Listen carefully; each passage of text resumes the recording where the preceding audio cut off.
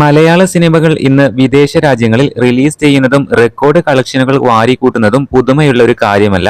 Europe, America, Canada തുടങ്ങി ഇന്ന് എല്ലായിടത്തും മലയാള സിനിമകൾ റിലീസ് ചെയ്യുന്നുണ്ട്. എന്നാൽ ഇതിനൊക്കെ മുൻപ് മലയാള സിനിമയുടെ ആദ്യ വിദേശ മാർക്കറ്റ് ഗൾഫായിരുന്നു.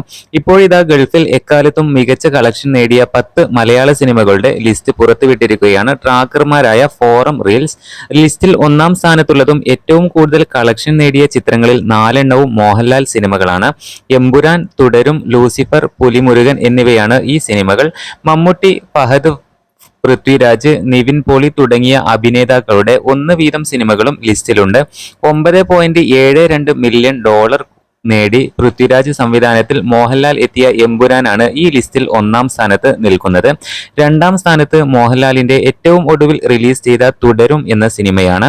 $6.94 മില്യൺ ആണ് സിനിമ ഇതുവരെ സ്വന്തമാക്കിയത്. OTTയിൽ എത്തിയെങ്കിലും സിനിമ ഇപ്പോഴും തിയേറ്റർ വിട്ടിട്ടില്ല. അതുകൊണ്ട് തന്നെ സിനിമകളുടെ കളക്ഷൻ ഇനിയും ഉയരാനാണ് സാധ്യത.